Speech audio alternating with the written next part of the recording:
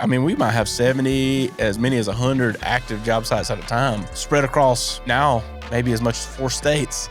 We are so intermingled when it comes to that you don't always see that. I mean, it's usually sales or us, but the communication that we have between both parties is great. What kind of insight would you give them as someone who came from a history of construction, moving into the Barndo and how we operate? Like, what would you give them as guidance?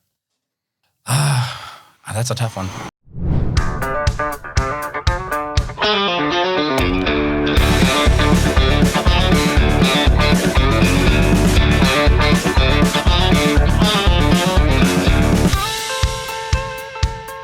What's up, everybody? Welcome to the Barndo Show. I'm your host, TJ, and today I got my man, Billy Mitchell, with me. What's up, Billy? Oh, just hanging out. Come to see you. Yeah, you're like, you told me to be here, man. I'm here now. Yeah, I'm here where the boss is. So, Billy, tell everybody what you do for the Barndo Co. I'm the area manager, and I basically work with all the superintendents, or PMs as we call them here, just to make sure that our build times are going great, and if they need any assistance in anything. Yeah, so area manager in our Duncan office. Yeah, the upstate area. Yep. And you kind of reach out and bleed over a little bit across. A little bit in North Carolina. There's the guys that they'll run a little bit up there. I'm more of a mentor to some of those guys up there. So, we have one guy in Charles. He runs a whole different area, but he leans in. So, yeah, he's over our Midlands. Yeah, so I still. Oh, that's right. He's further south. I don't know the area very well. You just I just manage them. I just go wherever I need to go. No, that's awesome. And you've been with the company for how long now? Well, December 4th, so I'm coming up on 3 months. So my 90-day review. So. Yeah, man, it's been a great 90 days. So I think so. We'll just go ahead and start that review now. All Billy, right. You're doing a great job. We're gonna make this live for everybody. But no, man, it's been really cool because the area manager position kind of solved a lot of problems for us. Because we had grown to a point where, like you have Nick sitting in as like director of construction, and he was kind of trying to do both. Right. And we're so multi-site that it's hard to manage all those things at one time. And so I think you coming in and more being like in the field. I mean, you're in the field every day. You're on like every job site we got. I try all to. The time. Yeah, they're spread out, but I try to get there. Yeah. So talk like what were you doing prior to coming here? I've been in the building industry for years now. I've been with a couple different companies, and before that, I was in the alarm industry, and new construction, commercial, old construction. So I've kind of been around this, kind of thing a lot of my life. I actually did vocational and stuff like that with electrical and carpentry in high school. So a little bit here and there, and just kind of did my own things as well. So yeah. And then you came in, and you just it was like the perfect opportunity. You came in, and we had interviewed you, and this area management thing was just like a perfect fit. And I felt good about it. Some days you feel like you're not doing a whole lot because you're not actually building the house. But I mean, in your words, if you don't mind me using those, I feel like I'm helping build the people, and they're building the barns, which is kind of cool. It's a new area for me. I love teaching. So yeah. So for us, we have so many projects going all the time. You have so many project managers, and everyone has different hurdles because the nature of our business is we're building custom homes, right? Barndominium style on other people's property, and its own challenges. Yeah, and so it's not like track home building where you've got 60 of the same house in the same area. Yeah. No, you're building 60 completely different homes, completely different environments, spread out. Sometimes you got an hour and a half windshield time in between jobs. Oh, well, I even drive as far as 3 hours sometimes. Yeah. So we have one way pretty far away. So yeah. But it's fun. I don't mind driving. Like I said, for the most part, I mean, all the guys I think they're really trying. We're creating processes. Seems like daily, but it's just trying to streamline, make a better run for it and easier for them to manage their job. So yeah. No, well, and here for me, it's more so like, bring you on the show to talk a little bit about what you do, because I mean, we have other builders that watch. And a lot of times I get emails and questions. I don't always have the chance to interact with everyone on an individual level, but a lot of the questions are like, how in the world do you manage as many jobs and with all the growth, and you're involved with that intimately. Like when we go into new areas and stuff, like you said, you get tapped to go check on a job that's 3.5 hours away. Right. But inside of that, that's a piece. But the other side of this is people that are watching that are consumers, and give them the peace of mind of it's not just one set of eyes. So a lot of times people come in and they build, and there's a presumption of I'm going to walk in and meet TJ and Ross, Right. and we're going to sign the contract, and they're going to build my home. And that's not really how this works anymore. No, right? you've grown. Yeah. So now, they come in, like, walk through some of that, like what that looks like with your interactions with customers. Like, at what point are you fielding? Because I feel like every customer knows Billy. Like, if they're building your network, they know you. Well, hopefully, because I love meeting people and seeing where they are. Just assuring them that I'm out there and just reviewing schedules. I mean, I've created a tracking system with and it's more. And I started off just for me, because I was so spread out. Like, I can't see all these houses on our scheduling system, so I just made a chart, and it kind of grew into our finance guy, and he can review our schedules and see where we are on the builds, and it just helps me maintain where we're at. I mean, are we falling short here? What can we do to improve there? And it also is as far as like trying to create a path or a route to each one of those customers. That's a challenge in itself because, again, we're everywhere. But this lets me know, okay, this one I probably need to look at. I haven't been down there in a while. So I even track myself. I don't just track superintendents. So I do a track on myself to see, have I been to this site? When's the last time I was at this site? I'm really involved with charts. So. Well, the beautiful thing about it is you're super you're self-starting, which is always a good fit for our company because we're moving at such a rate of speed that you really need those people who are self-starting. So you came in, we slapped this area management role on you. We kind of gave you the general consensus of what it looked like, and then you kind of have adapted the playbook that now we will hand down to other area management and things like that. And so like you've been very integral in that piece, and like the spreadsheet you're talking about it's a cadence tracking more than anything, right? And you're using that for your own sanity to be able to know where all these jobs there's are. There's a lot, Yeah, and then spread out. That's the biggest thing. Yeah, we might have 70, as many as 100 active job sites at a time. Oh yeah, spread across now maybe as much as 4 states. Right. There's a lot going on, and so that building out that tracking is just one extra set of eyes. Right. That's looking at it from a completely different perspective. You're not looking at it from a sales perspective. You're not looking at it from a project management perspective. You're looking at it as like overall, where's the status of are we on track to hit this? Yeah. And it's now there's a new set of eyes that is watching that job to make sure that we hit the specific KPI that we put in place in terms of like completion and all those kinds of things and different hurdles, because every single job has its own set of hurdles and challenges. And so a lot of times you'll come in and kind of be mediator from the project manager to the client and like help deliver, what expectations should look like. Right. And and it don't always, I have second set of eyes too. So when I'm doing something, so I'm not perfect, and no one is, so I even love it when people are looking and say, hey, well, what do you got going on there? This is what I see here. So I even like the input from you guys, from my boss, Nick, even from the superintendents. Hey, tell me what you're seeing. What can I do to make your job easier? So I take feedback from everybody. So it's the positive way to do things. So. Yeah. So, let's dive in a little bit. So you came in and, you had tenure in your career and you got a phone call about this Barndo opportunity, and you came in and you kind of like got to experience firsthand. And when you came in, you kind of came in like during the holidays, which we always say that's hell week.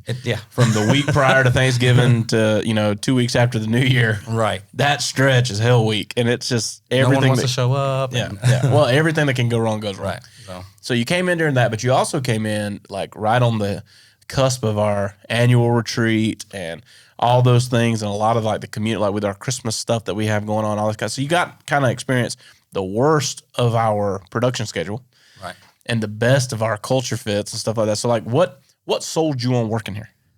Well, I worked with Nick previously. Me and him, we were a good team. He was my boss over at another company as well. We work well together. He has the same kind of drive that I do, as far as like the way you build, the quality of your build, and just really loving the building industry in itself. So that, him and I talking and everything brought me over. Meeting you guys, coming over, I was a little nervous. If I'm being honest, you're a young company, but your visions are huge, and I love it because like you said, yes, man. And sometimes it can hurt you, but for the most part, if you don't say yes, you're never going to get anywhere. So it kind of brought me in there. the culture, getting ready. It was literally 30 days after I started here. It was like, hey, we're taking you guys away from your family. We're going to go up here. And it was a cool experience. I was like, what are we doing? We're going to be sleeping away from our families. What are they putting us in? But it was pretty cool. You had a guy named Nick come in and talked with us, and that was really cool. Physically put us through the meal. As far as that goes, we were all wore out. But it was a lot of fun. Yeah. No, that's awesome, man. And so being like, I always like to get the perspective of you, right? Because everybody hears me talking all the time about the company and what we stand for and all that kind of stuff. But for you personally, out of the core values that we have and the way we operate, what part do you feel like you gravitate to the most? I mean, I love scheduling. I mean, something about schedule speaks to me. I love the way they operate. To me, I mean, the cool thing about our system here is even our clients get to see up to 2 weeks of that schedule, which is, I've not seen that happen before. So I thought that was a pretty cool aspect. But just really the whole process in itself, as far as like starting from here and ending here and watching the customers. I mean, we did handprints with the customer the other day. So doing those special little projects, those were, I took some pictures and everything. Those were some great things. I sent them to the customer. She loved them. Having interns. I mean, I got to teach somebody a day in the life of what construction is. And then we got a positive note back from that. So I love those things. I love the interaction.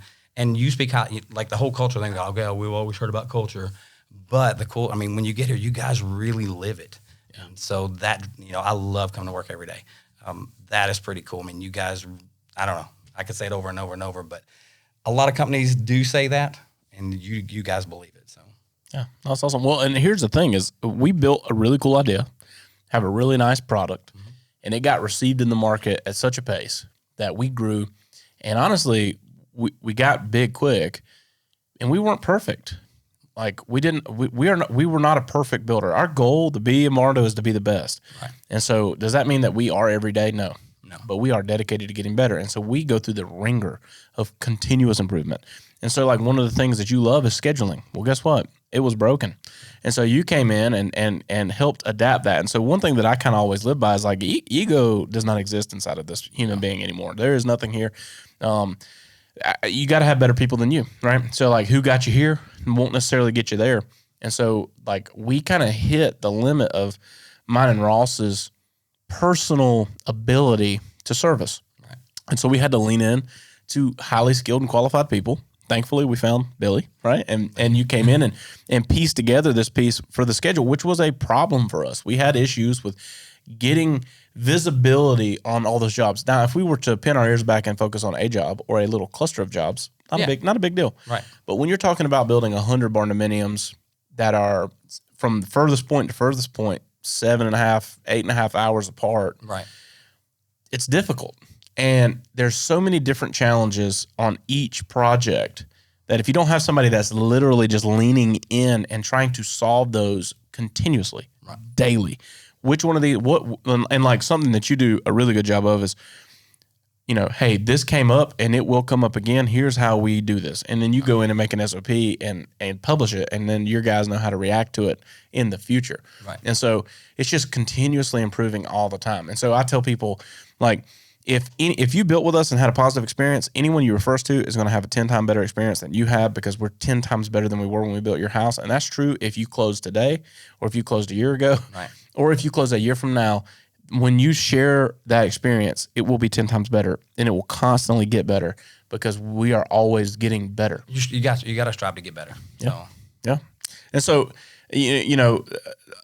let's do this. If a homeowner was sitting here considering this now, based on your experience of building with other builders and things like that, what we do has its own set of hurdles, obstacles, challenges by comparison to a lot of things. Because, I mean, we sometimes have to go to war even at the municipality level, right, just to get clearance, to get the permits established because there's so many people in the industry that have done subpar work or, did something to where the county's a little bit hesitant, and they want to really review, deep dive on what we're submitting. Right. But, when we come in and we do that, like if a homeowner was watching this right now and they had an opportunity to not talk to the owner of the company or talk to someone in sales, but to talk to someone who manages the jobs, what would you tell them to prepare them for the experience of building with Barndo Co? First, I mean, the biggest thing that I see a lot of, just doing this is everybody's thinking we're going to build it in this exact amount of time.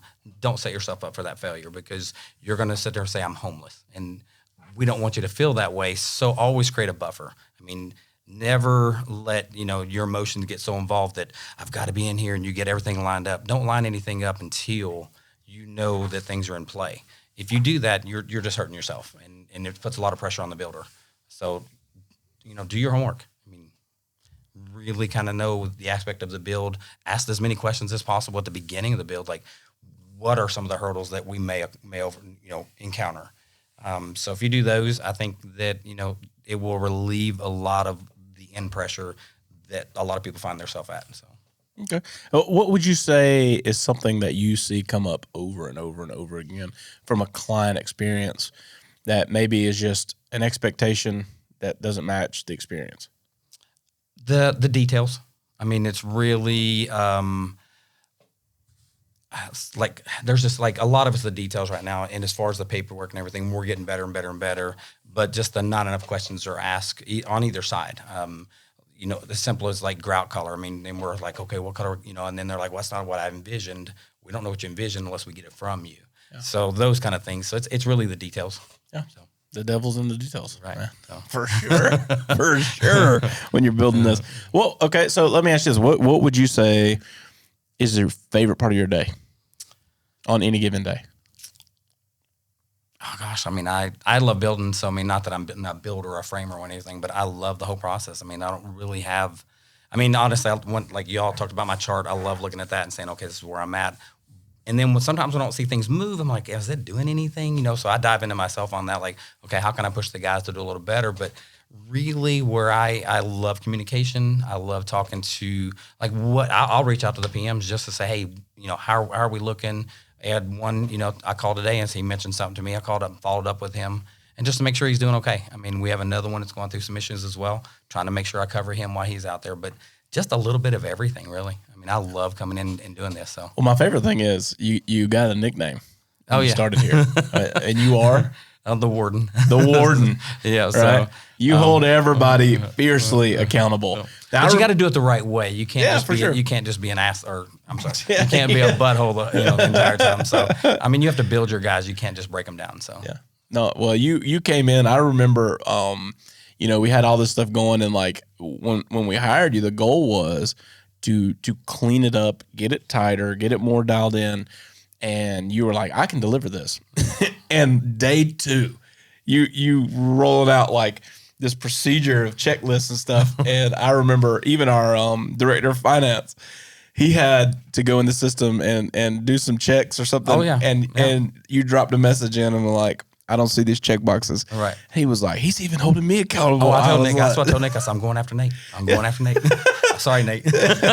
So, yeah. I love it. He's doing his part and everything, but I just need the schedule. I mean, the schedule's got to be clean. Yeah. Well, that's where I pushed. Well, so. It's both ways, right? So, as much as everyone depends on production is depending on sales and depending on finance and procurement, and all these things have to work in harmony. Right. And so as you scale and as you grow, the tendency is that those people get further and further away, and the communication gets less and less. Right. And it's quite the opposite for that. It's almost like the bigger we've gotten, the better communication has gotten.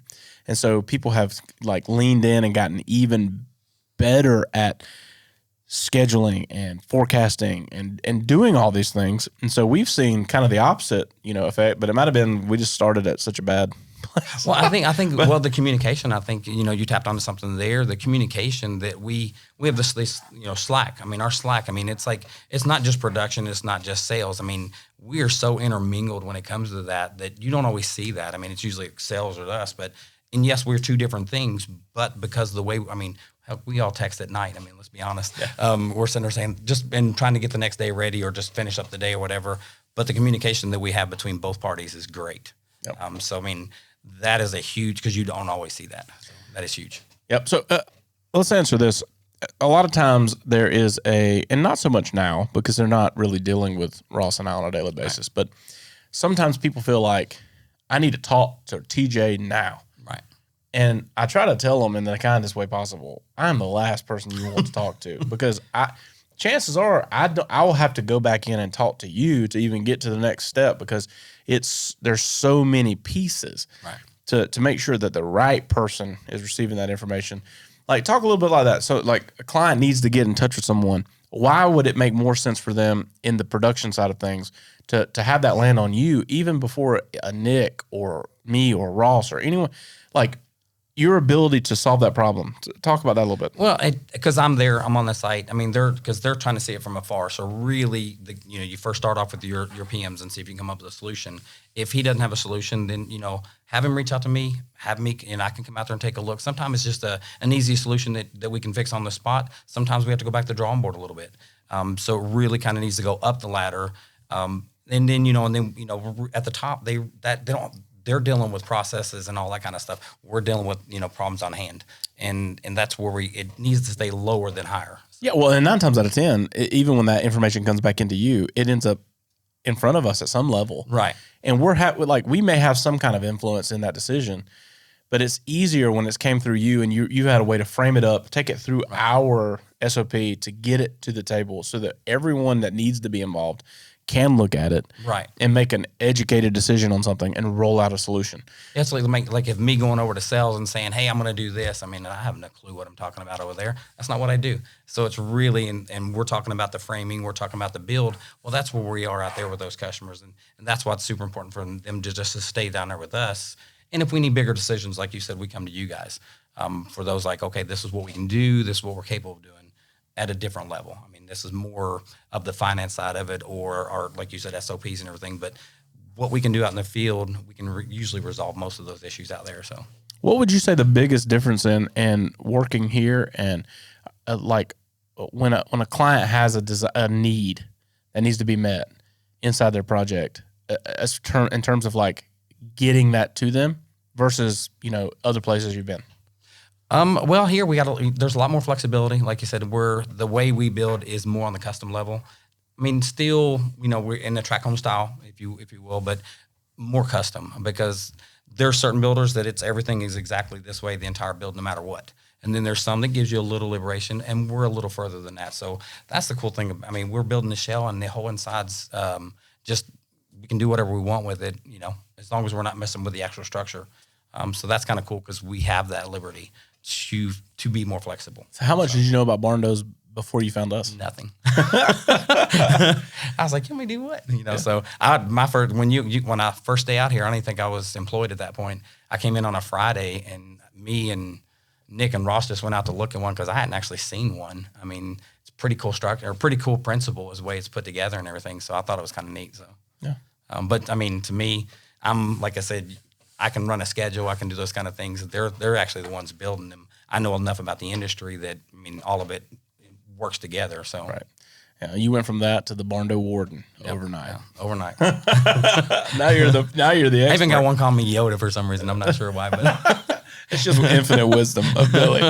Right. But no, you've done a great job of like that, and you really do have that that kind of teacher, mentor personality. So I love to teach. Yeah, you lean into these guys so much, and like not just not that I know everything either. I mean, I love to teach what I know. Let's put it there. So. Yeah, but you do a really good job of making sure that who you're communicating with understands what you're trying to communicate. Right. And so that's not something that's common, right? So like having someone on a team that can do that and like help someone fully not just get it on this, but get it from there on, you know, and understand, hey, okay, I know this now. I didn't just put a Band-Aid on it. I learned it, you know, and so that's a huge thing for us as we continue to scale, because like, well, we all learn from somewhere, and then so you have to take your past experiences. And so how did I learn from somebody? How did they talk to me as a superior? And so you really just can't come in and like, I'm in charge, that kind of thing. You're not going to get anywhere. I mean, because your guys are going to shy away. They're going to or leave. A lot of times people, they leave. Not the company, they leave their bosses. Yeah. And so I take that consideration when I talk to guys. I mean, I have to hold them accountable as well, but part of my job is to build them up. I want them to build a great house. I want them to be excited to come into work. I mean, everything, I love all that stuff. So I really try to learn about people, and I think you're a good mentor. I mean, because the way you're really good with people. So I'm going to kind of follow you a little bit. Well, I appreciate that. Let me, for people watching that are considering doing this, talk a little bit about how the main thing is the main thing in production. So I tell everybody, like, when you come in and you're doing sales, everybody's dreaming, everybody's got a paintbrush, time's not an issue.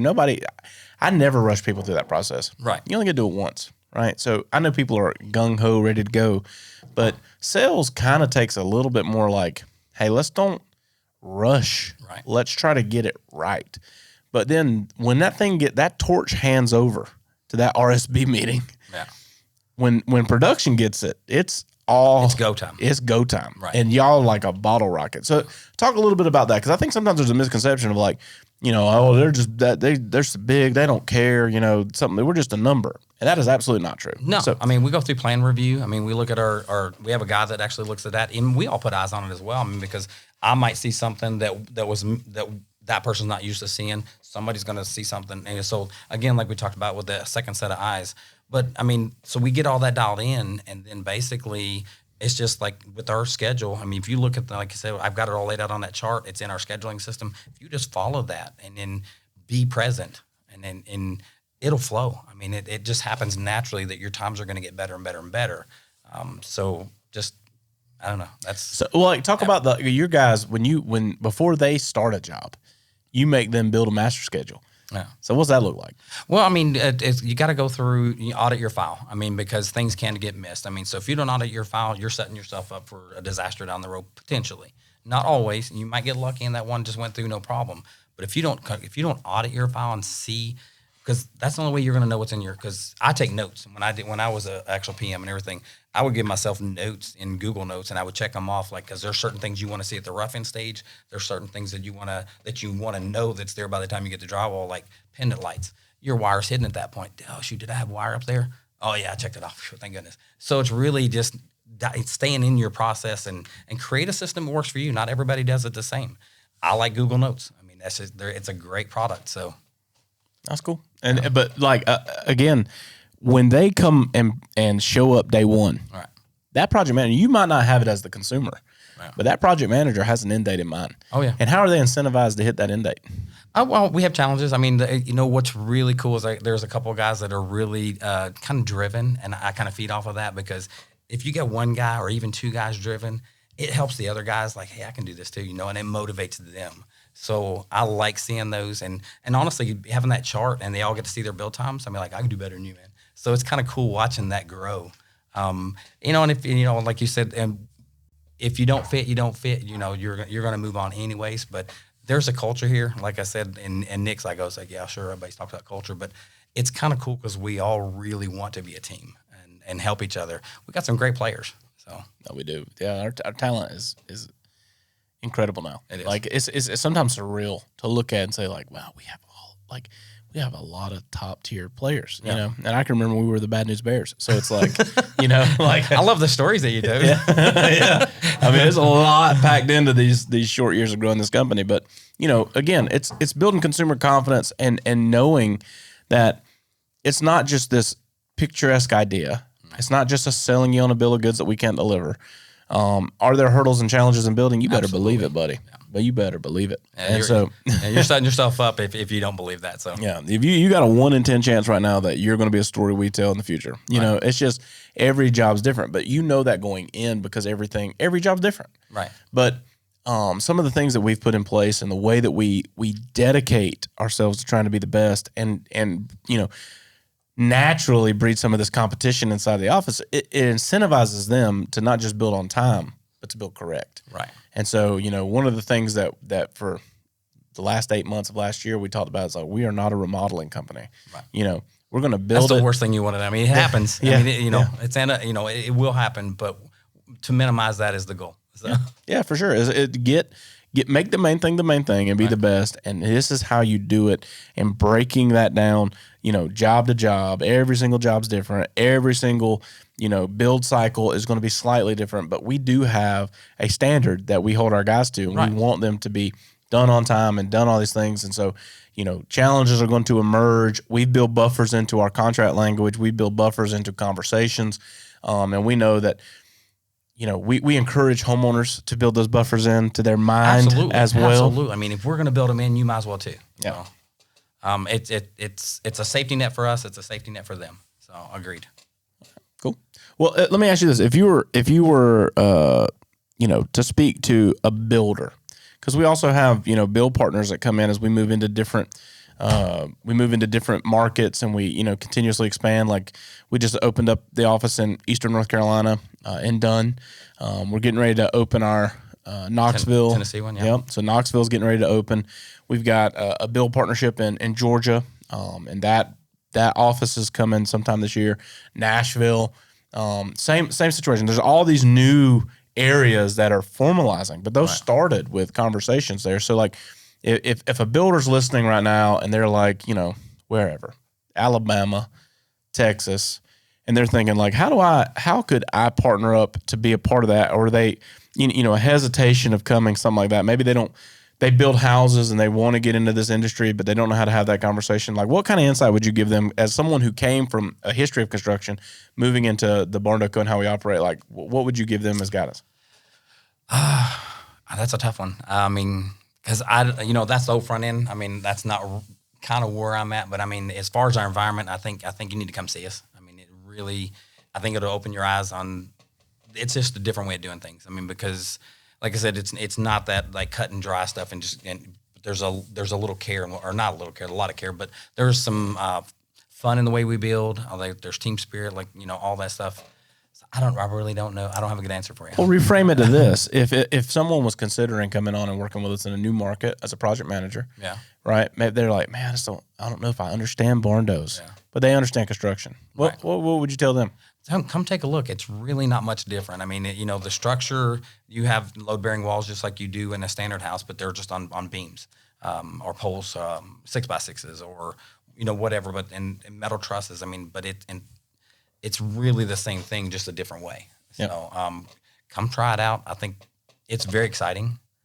So to get them to see our product, I think is probably the way to go. I mean, telling somebody, because I was like, when I talked to Nick, I was like, what do y'all do over there, He's like, yeah, we built it. I'm like, okay, whatever, I didn't think nothing of it. And he goes, really, you need to come take a look. Yeah. So I think really just getting them in the door is really what needs to happen. So yeah, well, we do the same thing with clients that are looking to build. Most people have never seen one. They just, it's a great idea, know? And so then they team up with sales and they go do a site visit. And normally if they were thinking about doing it and then they walk in one, it's a sold deal at that point. Right. They're like, they can happen here, because I mean, and a lot of people don't like the open concept, but it's the way ours is, I mean, because it's not completely open. It's just the center part of the house and your livable side's over there. So it's a little bit of both, the way it's divided up. So what would you say, since you started here, your most memorable or your favorite thing that's happened so far?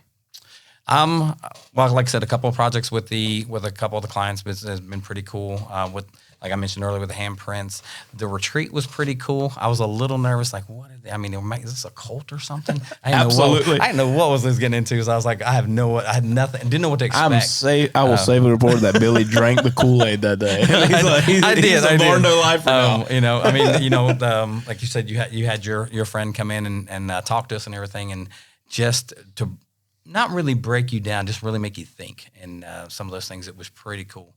And then just having all of us together, I mean, because like I said, it helped that division between sales and builders and everything. We're just people there hanging out. I mean, so it was kind of cool, and in one room most of the time, so it was a lot of fun. Yeah, man. Well, I mean, here's the thing: is people subscribe to come here and uphold those core values inside of the company. Oh yeah, we protect it. Yeah, and it's my job and Ross's job to subscribe to being true to all those things. And so, the retreat is 3 days of focus on you. Right. And we didn't do a whole lot about how we're going to scale the company. It was how do we make you better? We did our a little bit at the very beginning, just the overview of the year, and then after that, it was just you guys just pumped everything into us. So, and you wore us out. My thighs were burning on the physical part of it, and in your mind. I mean, and really, we still do these things called maps, and so I think it's kind of neat because it kind of. I mean, I work out now. I mean, I'm like, I'm never gonna work out. Man, I'm good, but I mean, I do that on a week because I gave myself a goal, and I even. Some of the things on that that is what's kind of cool is I reached out. I hadn't talked to a friend in forever. We're like brothers, but I haven't talked to him forever. And it's like, hey, what's going on, man? I just called him on the way to work today. Yep. And we're just chatting. So it kind of just brings you back and just resets you a little bit. So. Yeah, man. Well, that's the reason it happens. And so, when we're talking about Nick Alfano, who did an episode with us, and he's a phenomenal human. Yeah. He met me at a crazy time in my life and brought me out and helped me find who I was. Right. And then we just built the company around it. It was such a great place and a way to operate in truth. And, we're open book. There's nobody here has some confusion about what's going on. No. We're completely transparent to everything. And it's just easy. And we live in an abundance mindset. We don't have a scarcity mindset. I'm not afraid of this. I share secrets all the time. Right. There's not a week that goes by that I don't get a call from a builder that says, TJ, how do I do this? Right. I just give it to them. And I remember starting out, there's some bigger guys, in the space, and I was trying to reach out to them. Ghosts. Right. No way. No return phone calls, no nothing, no way to get in touch with these people. Just, and I remember thinking like, what a jerk. Right. And I went from like. Not a team player. Yeah. I went from being like admiring their work to realizing that's where it stopped. It's their art. I don't like the artist. And for me, I want people to like the artist. Right. And so, I want to help people at my core. And so just being authentic in that, and I'm not afraid of competition. Right. I have no fear whatsoever of this because there's so much out here. There's no sense of me being your enemy. Right. I would rather be guard this.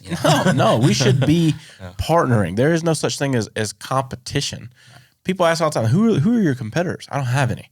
I do not have any. Well, you can grow off of them, so why? Yeah. Yeah. Well, for me, it's just they're winning, I'm winning. Exactly. They're on the same. They're not a competitor. I'm not competing against them.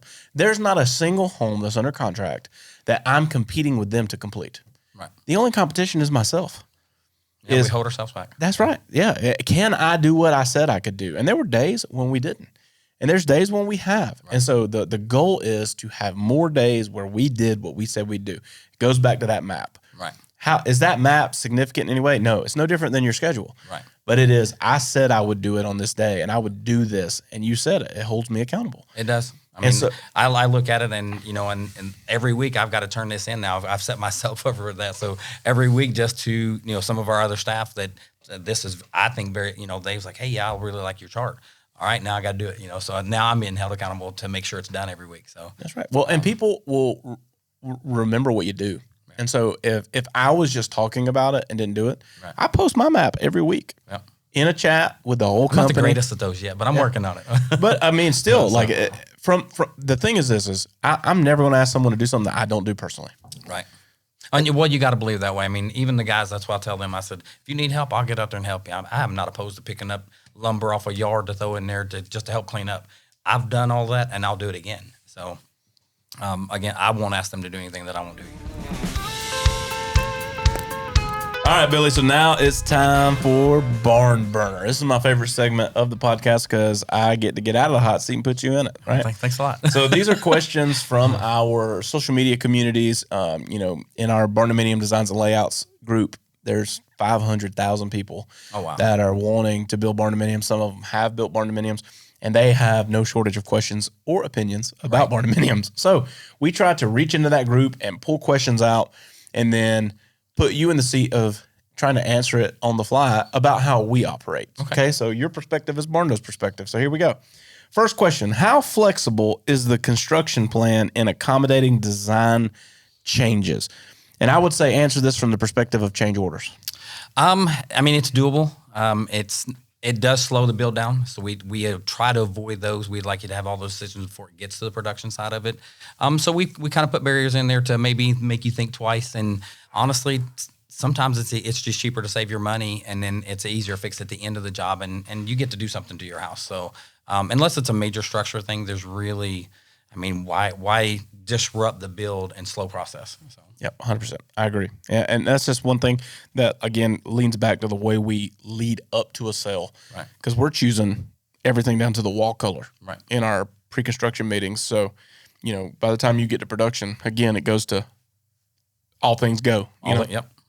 All right. So second question is, what is your approach to handling unforeseen issues or changes during that construction process? First, you got to diagnose what it was and what caused this problem. If you don't know what caused it, then you can't fix it. So really just diving into that issue. I mean, we've talked about, I did a video before, but we had a customer that had, some needs, and we were able to make those changes on the fly pretty quickly, but they had to have a certain opening for wheelchair access. Yep. So we just, we made some changes on the fly. Those are not hard when it comes to certain framing. It's not load bearing at that point. That's the nice thing about barndominiums. All that stuff is held up by post, and our walls are movable. I think I've got off track here. Sorry. No, you're good. You answered it. You did good. You did good. Oh. All right. So, Ned, how do you keep clients informed on the progress of their build? Right. And I know we use Builder Trend. Shout out Builder Trend. Yeah. Builder Trend's phenomenal, and it gives a lot of good visibility. I just had to talk with them on the phone and everything today, too. They're pretty cool. No, they're great. They're great guys. I still feel like we, as much as we use it, I think we use it more. It provides more clarity than 99% of builders in the industry. But again, there's so many features that we don't even know exist inside of it. Oh, but it's huge. But I know we use Builder Trend, which you alluded to earlier in the conversation about they see a 2-week snippet of their schedule. It shows them the weather on the job site. But like during that, how do you try to keep your project managers in line to keep customers informed throughout construction, as well as how do you handle confronting issues when a homeowner raises an issue? Well, I mean, communication is key. I mean, that's like you said, they get to see that we out there inside that same program. I mean, it is I expect not a daily note, but a weekly note per customer. I mean, they need to know where we are just by opening up their computer and say, oh, they don't, and it's a phone call that they don't even need to make at that point. So if they missed it on the schedule, they got picture. We drop pictures in there so they can see their build in progress, and they're probably taking pictures too. But it kind of knows that lets them know that, hey, we're thinking about you as well. Here's where we're at. So it's a phenomenal program. I mean, so it's not just them seeing that 2 weeks. It's us putting those weekly notes in for them. So yeah, that's good. Last barn burner. All right. Okay. How do you make sure that a project stays within budget, and what measures are in place for cost management? Some of the things you have to do is you don't want to waste material. So if you have extra material on your job site, if it's in good condition, return it. I mean, you get a credit for that. If it's in, if you don't take care of your product, then you can't return it. It's just a total loss.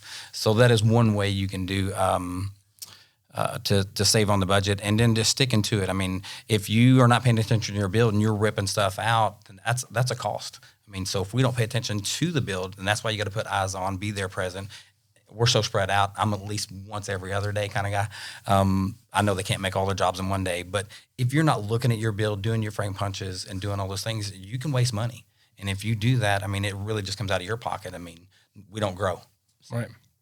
Oh, that's good stuff. Well, Billy, I appreciate you coming out here and hanging out with us on a busy Wednesday afternoon. I've done a lot of driving this morning. I've went through a tank of gas in one day, I think. So. Well, man, I thank you for coming out here and just putting some perspective on it. Because again, it's always great for potential clients who are considering this to get information from someone who's literally in the field doing something inside the company, and it kind of opens it up and lets people see a little deeper into how we operate. So I appreciate you coming out and hanging out with us. Yes, sir. All right, man. It's a pleasure. I love working here. Thanks, guys, for tuning in to the Barndo Show podcast. If you're watching on YouTube or wherever you're listening to this content, hit subscribe so you don't miss an episode. And then be sure to check us out on all of our social media platforms at the Barndo Co. Super simple to find us.